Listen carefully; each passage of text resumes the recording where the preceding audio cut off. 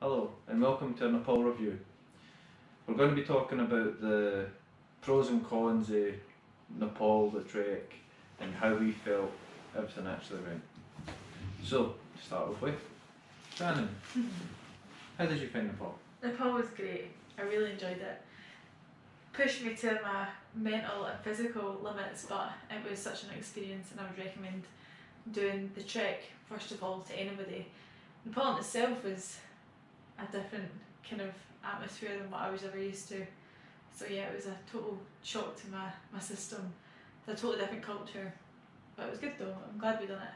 Yeah, I'm pretty much the exact same. I've not been to a country quite like that myself. The least developed country I've ever been to is actually South Africa, and even that in itself, that was years ago when I was a wee boy, so I wouldn't actually know this, but this was a complete culture shock for me. So, aye, it was good to experience it, and definitely the trek, that was brilliant. So I definitely, again, like with Shannon, recommend anybody do it. Mm-hmm. So we're just going to go over briefly pros and cons of Nepal in general, and then we're going to go into basically the trek and how we found it, what company we went with, things that might be able to give other people a bit of advice on it, just things that I wish we knew before. So first of all, I've got a list of things we wrote down a list. So to start off with, we'll go with pros. So, first one we said was the people. People are so generous, thoughtful, friendly, and they're genuine, which made all the difference. And the people in itself for the trek, like our guides and the porters and stuff, I think they made the trek that much more better. I think if we didn't have that kind of relationship with our guide or anything like that, I don't think we would have had the same impact or we wouldn't have had the same experience. Yeah, local knowledge is everything. Yes. Another one we have is just the trek in general in the Himalayas, but we'll go into that in a bit more detail. And of course, we said that the weather and the season that we done was really good. So the weather in Kathmandu was really warm, which I was really surprised. It was like 21 degrees, and it was comfortable. And the weather during the trek was really dry. It was cold, but the weather was like clear skies, really sunny, cloudless days. It was a fantastic time of the year, and November's quite quiet as well. So the seasons obviously is October to December. You can do the trek. Yeah. Well, they recommend doing the trek. The thing is, as well, we just caught it at the tail end of before the snow started hitting in the where we were doing the trek. So literally we were walking about, it's like a desert for the trek, and then it literally, like when we were finished, like we seen loads of pictures on Instagram of just people walking about in snow. So we missed that, so it was quite a good one. I don't want to get caught in the snow. It would be a lot harder, I think. Yeah, well, don't get me wrong, like obviously we're from Scotland, and walking about in this winter time and everything, it doesn't really bother us, but at the same time it can make it unenjoyable at times. So yeah, and walking at altitude in the snow I don't think would be fun. So our other one, we said that the costs, it was very, very cheap in Kathmandu. It was such a cheap, I didn't expect it to be as cheap as it was. I knew it was going to be cheap, but this was crazy cheap. The trek in itself, like the tea house, stuff like that, they were cheap in comparison to back home, but they were a bit more expensive than like being down in Kathmandu and everything. But it was relatively cheap when you get there. It's expensive to do it, but when you get there it was quite cheap. yeah, And finally we said that the food was good. the food was good, definitely good. It was good. It was just during the trek, the food was good. There was a big variety of food that you could have.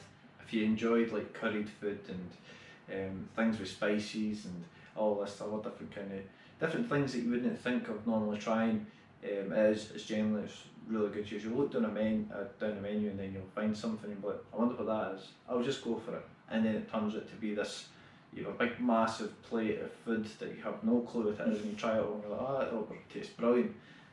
Or you'll try it and you'll be like, alright, okay, at least I tried it. But at the same time, I never actually tried anything I genuinely didn't like. So.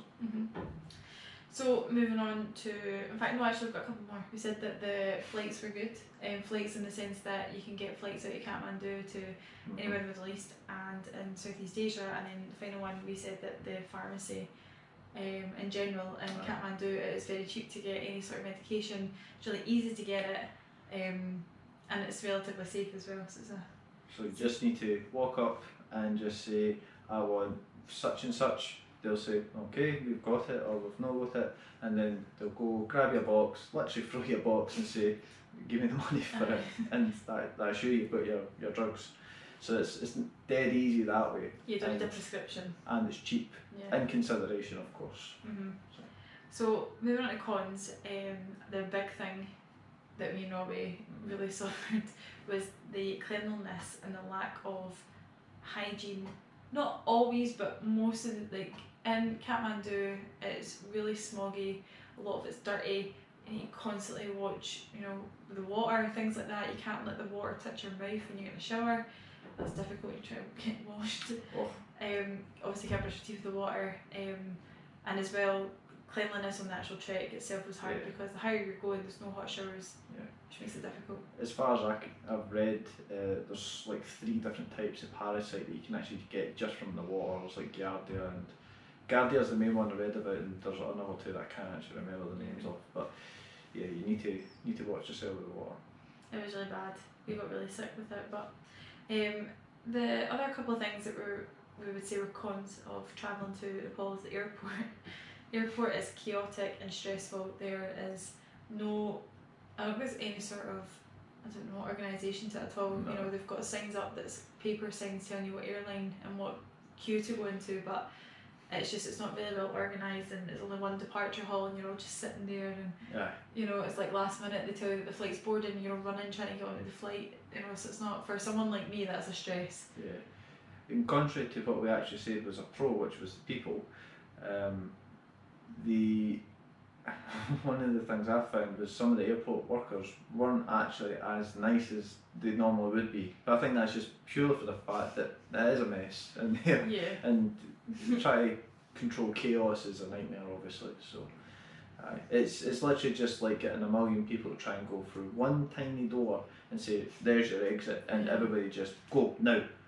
So, it's the same with the roads. Roads is a con, and the driving is so unsafe. There's no such thing as a clip for your seatbelt.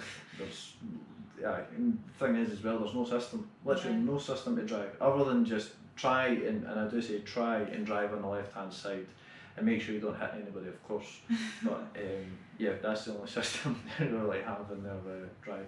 I know, and I remember I was trying to put my seatbelt on, and the man was like, no need for a seatbelt, and I'm like yeah, funny. And he's like, no need for a seatbelt, and they didn't have the clip for the seatbelt, so obviously they didn't have the seatbelt. What was it called? I think they just took it out the car in general. So it makes it look neat. Yeah, probably. But yeah, so that's So wait, there's one more con, which is actually, it ties in with the first one Shannon says, which was the cleanliness, which is food. Yeah, food. Also, I think because of how unclean everything is and how their health and safety and their hygiene isn't quite up to what the UK would class as normal, you're quite likely to get an illness like food poisoning or just an upset tummy. Yeah, like diarrhea is a big thing in Nepal. I think everybody who goes to Nepal suffers from a dodgy belly. It's not uncommon, and it's just, I think it's maybe like you say, we're that used to it being so clean back home.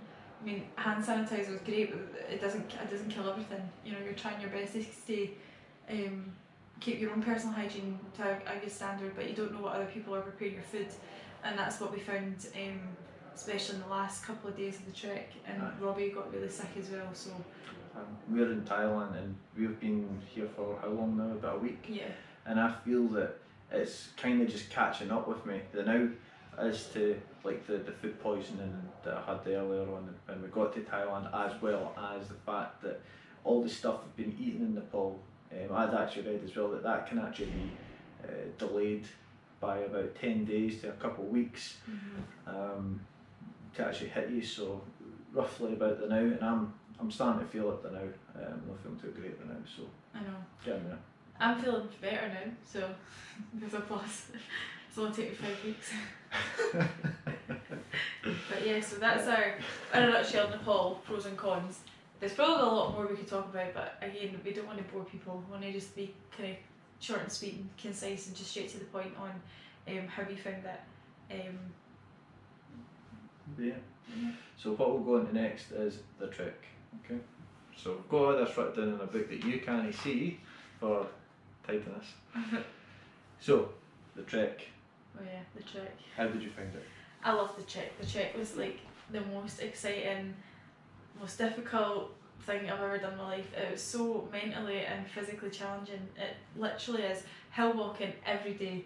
And we love hill walking, but this is at altitude and this just makes it so much more difficult. So you're gaining a lot of height, you're dropping a lot of height, you know, and normally back home that would really make me like quite annoyed and raging that you're up and down and you're losing a lot of height, but there the scenes and the scenery is amazing, so you don't mind it. Yeah. And it's part and parcel, it's part of it, it's just part of the whole trek, is the experience.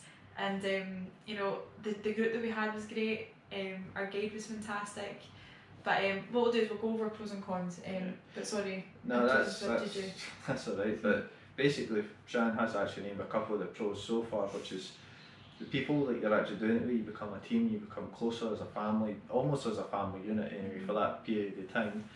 The guide is invaluable, local knowledge, actually just motivating you to get up and go. Our guide especially was brilliant. I loved our guide, he was so lovely and he was so funny, and he just made it that much more, I don't know, personal, and he looked after all of us.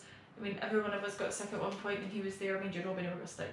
Robbie was always up the front with Hira, you know, walking away and that. They were like besties by the end of it. But no, he looked after all of us and he done his job very well, and you know, I can't recommend him enough. If you could just go with one person and not have to go through the company, then I would recommend. That's Hira Botti. But I'll put his Instagram up somewhere.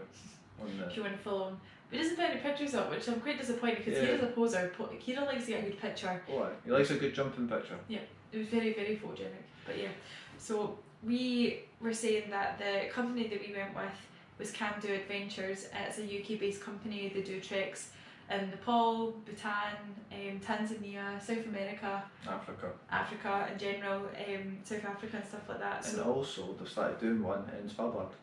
Yeah, they're doing ones like the Arctic kind of expedition, so it is pricier. Robbie done the research, but there was little to none bad reviews on this company at all, and we experienced it was such a good experience for us. When you look at Trustpilot, they are right up there. Most, if not all, of the reviews are pretty much like 5 stars. Yeah.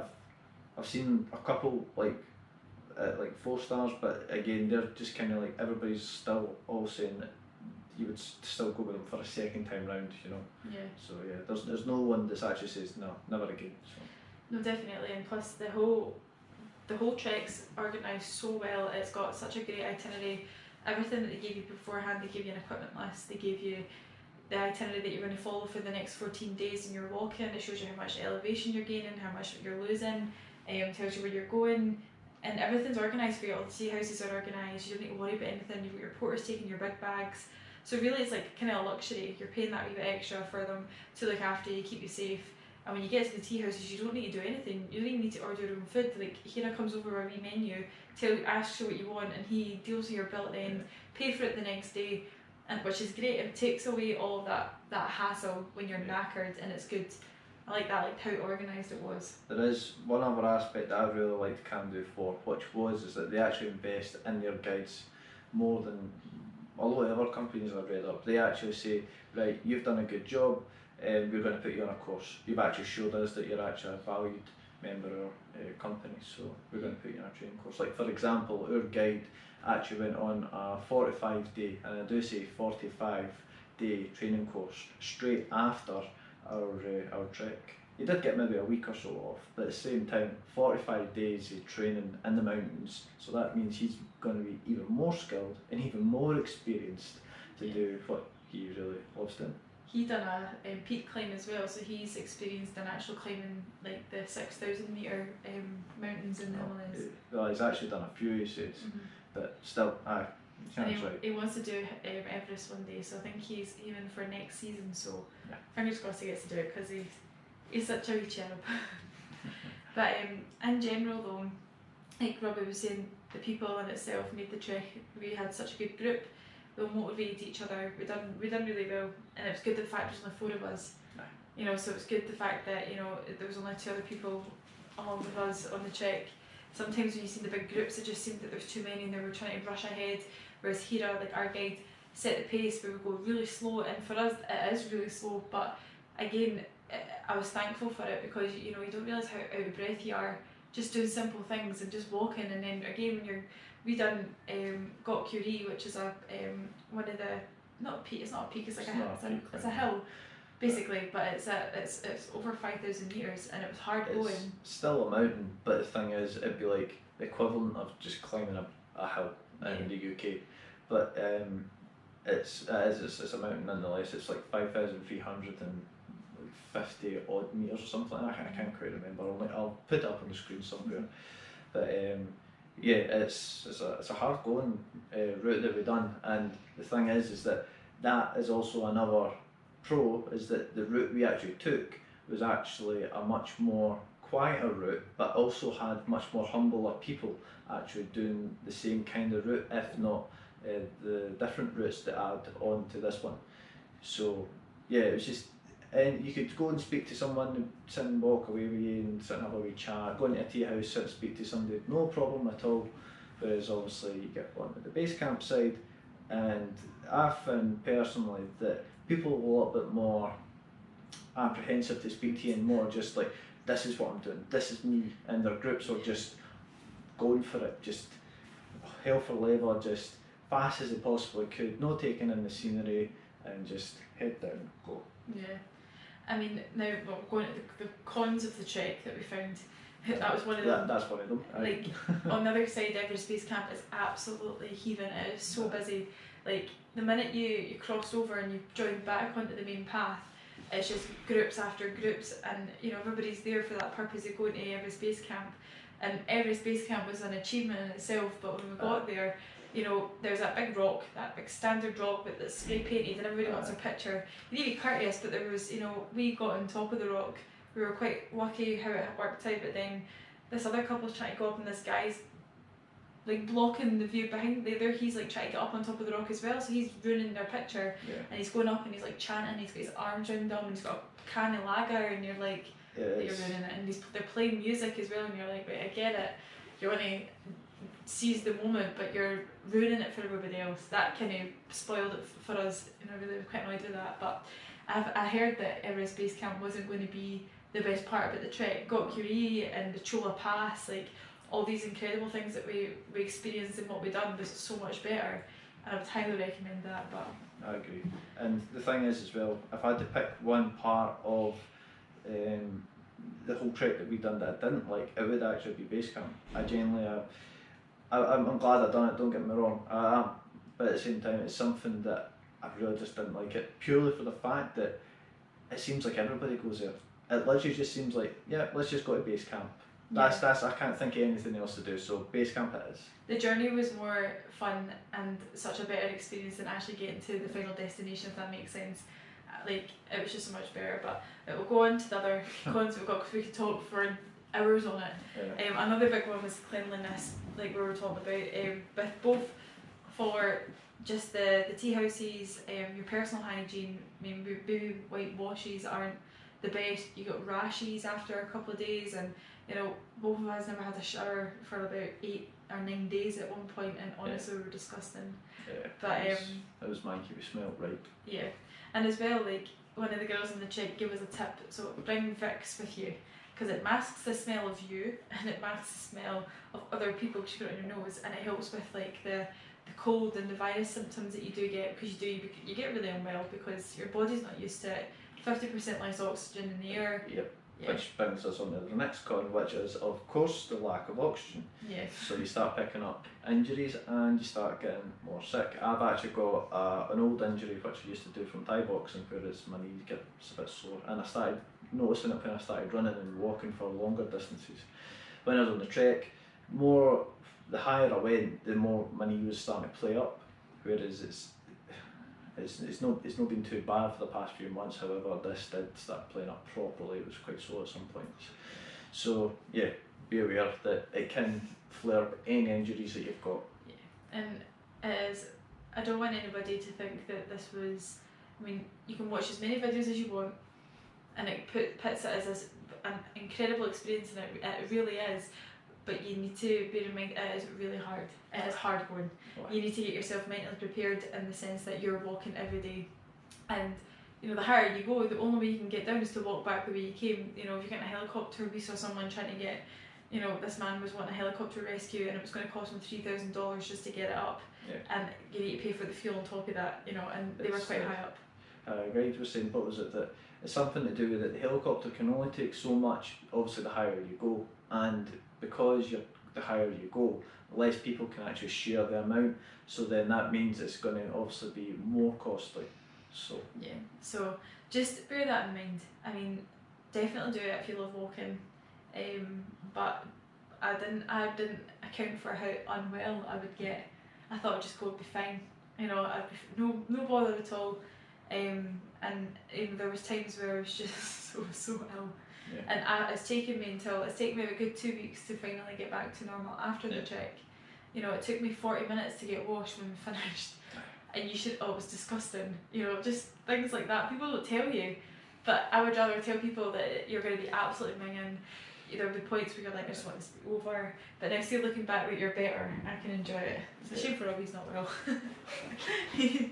I'm not well now. But yeah, that's basically in a nutshell how we found, you know, pros and cons of the trek in general. But yeah. If you are thinking about doing it, obviously watch the video, do your own research as well. If you aren't someone that likes to do long walks, maybe not do that walk. There is other walks you can do, or another company of course, but like I say, do your own research. Yeah, do what's good for you. Personally, the trek that we done, it was perfect for us. We love it. We loved it. Robbie wants to do a peak climb at some point. I don't think I'll ever do anything over 5,000 metres, but I'm quite happy with that.